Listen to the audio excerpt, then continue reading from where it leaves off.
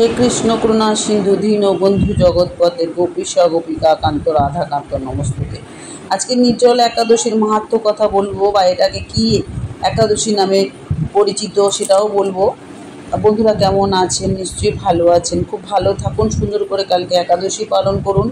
তো অন্যান্য একাদশীর মতো শুধু পঞ্চশস্য বর্জন করা হলেও নির্জল একাদশীতে জল পর্যন্ত না খেয়ে পরম উপবাস পালন করতে হয়।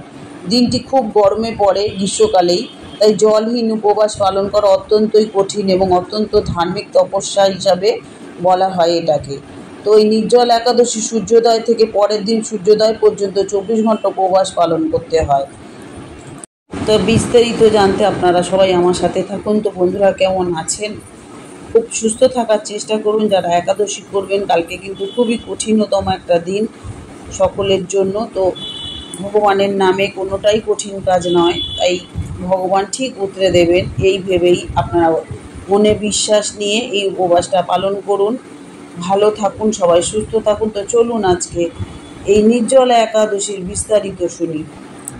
হরে কৃষ্ণ, রাধে রাধে। নির্জলা একাদশী হিন্দু ধর্মের অন্যতম গুরুত্বপূর্ণ একটা উপবাসের দিন। এই দিনটি ভীমশনী একাদশী বা ভীম একাদশী বা পাণ্ডব একাদশী নামেও পরিচিত। যে কোনো একাদশী মাসের শুক্লপক্ষে বা কৃষ্ণপক্ষের 11তম দিনে পালন করা হয়। এটা জ্যৈষ্ঠ মাসের শুক্লপক্ষের একাদশীর নাম হচ্ছে পাণ্ডব নির্জলা একাদশী।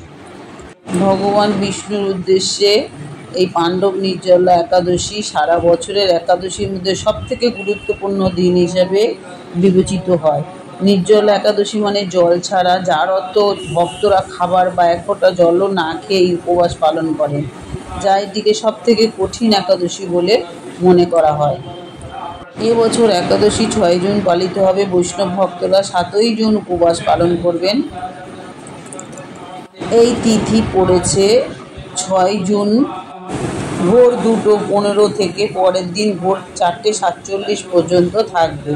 অর্থাৎ 6 জুন শুক্রবার পড়েছে শনিবার 4:47 পর্যন্ত থাকবে। এই দিনের হরিবাসর শেষ হবে 7ই জুন সকাল 11:25-এ। বৈষ্ণব একাদশীর পারণ অনুযায়ী 8ই জুন শনিবার ভোর 5:22 থেকে 7:17 পর্যন্ত। এই একাদশী ভীম একাদশী নামেও পরিচিত। এই কঠোর নিয়ম এবং গভীর আধ্যাত্মিক কারণেই প্রতি বছর এই 24টা একাদশীর মধ্যে আলাদাভাবে এই একাদশীটাকে মান্য করা হয়। নির্জলা শব্দের অর্থ বললাম, জল ছাড়া। নাম থেকেই বোঝা যাচ্ছে এটাই যে ভক্তরা পুরো দিন ও রাত খাবার এবং জল সম্পূর্ণরূপে বর্জন করে এই ব্রত পালন করে।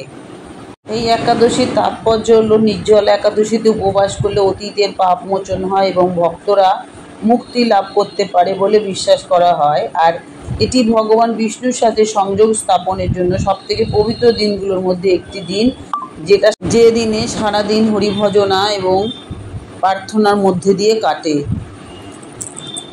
সারা বছর ধরেই আমরা বিভিন্ন একাদশী পালন করি, কিন্তু যারা পালন করতে অক্ষম তাদের জন্য কেবল নির্জলা একাদশী উপবাস করলে সমস্ত 24টি একাদশীর সম্মিলিত যে পুণ্য সেটাই কিন্তু পাওয়া যায়। এটিকে সবথেকে শক্তিশালী এবং ফলপূর্ণ উপবাস বলে মনে করা হয়। যাই হোক বন্ধুরা, পাণ্ডব একাদশীর ব্রত কথাটা আমি শুরু করার আগে বলবো, নতুন হয়ে থাকলে অবশ্যই চ্যানেলটা সাবস্ক্রিপশন করে পাশে থাকুন। সকলের সাথে শেয়ার ও লাইক করুন, কমেন্ট করে জানান কেমন লাগছে। এই ব্রত করলে কিন্তু ব্রত কথা শুনতেই হয়, ব্রত কথা না শুনলে কিন্তু ব্রতের কোনো ফল হয় না। তাই আজকের দিন এই ব্রত কথাটা সবাই শ্রবণ করুন। যারা করেন, ভগবানের নাম শোনা, বলা, শেয়ার করা সবটাই পুণ্যের কাজ। হিন্দু ধর্ম অনুসারে 5 পাণ্ডব ভাইয়ের মধ্যে দ্বিতীয় ছিল ভীম। একবার ভীম সমস্ত একাদশী উপবাস করার সিদ্ধান্ত নিয়েছিলেন, কিন্তু তিনি তো তার ক্ষুধা নিয়ন্ত্রণ করতে পারে না, কারণ সব থেকে খিদে ছিল ভীমের বেশি ভাইদের মধ্যে। উনি তো না খেয়ে থাকতে পারেন না। তাই তখন ক্ষুধা নিয়ন্ত্রণ করতে না পেরে ঋষি ব্যাসের কাছ থেকে পরামর্শ চেয়েছিলেন যে তিনি কি করবেন। তখন তিনি তাকে নির্জলা একাদশীর ব্রত পালন করার পরামর্শ দিয়েছিলেন, যাতে সারা বছর ধরে 24টি একাদশীর উপবাস সুবিধা পাওয়া যায় এই একটা উপবাসের মধ্যে, যা এই নির্জলা একাদশী। তাই 24টা একাদশীর মধ্যে সবথেকে বেশি গুরুত্বপূর্ণ এবং তাৎপর্যপূর্ণ হলো এই নির্জলা পাণ্ডব একাদশী। তাহলে যদি কেউ কোনো উপবাস না করতে পারেন একাদশীর, তাহলে এই একটা নির্জলা একাদশী যদি আপনারা পালন করেন তাহলে সমস্ত উপবাসের ফল আপনারা পেয়ে যাবেন। এই একাদশী করলে সমস্ত পাপ ধুয়ে যায়, ভগবানের কাছে ক্ষমা প্রার্থনা করতে পারেন, তাহলে ভগবান ক্ষমাও করে দেন। কারণ ঠিকমতো যদি পালন করতে পারেন তাহলে খুব ফল লাভ হয়, এবং ধর্মীয় আধ্যাত্মিকতা দিক থেকেও এটা ভীষণই তাৎপর্যপূর্ণ, সেটা বললাম। যেহেতু নির্জলা একাদশী শুক্লপক্ষে পড়ে জ্যৈষ্ঠ মাসে, তাই এটা জ্যৈষ্ঠ শুক্ল একাদশী নামেও পরিচিত। এদিনে ভক্তরা ভগবান বিষ্ণুর কাছে প্রার্থনা করেন এবং সম্পূর্ণ ভক্তি এবং আন্তরিকতার সাথে উপবাস পালন করেন। ভক্তদের জল, খাদ্য, বস্ত্র এবং অর্থর অভাবগ্রস্তদেরও দান করতে হয় এই দিনকে। জানেনই, খাদ্য বস্ত্র দান করলে ভীষণই পুণ্যের কাজ। এটা যে কোনো উপবাসের দিন বা একাদশীর দিন কিন্তু আমাদের দান ধ্যান করা ভালো। আর নির্জলা একাদশীতে আপনারা যে মন্ত্রটা পাঠ করবেন সেটা হচ্ছে, হে কৃষ্ণ করুণা সিন্ধু দীনবন্ধু জগৎপতে গোপীশা গোপিকা কান্ত রাধাকান্ত নমস্তুতে।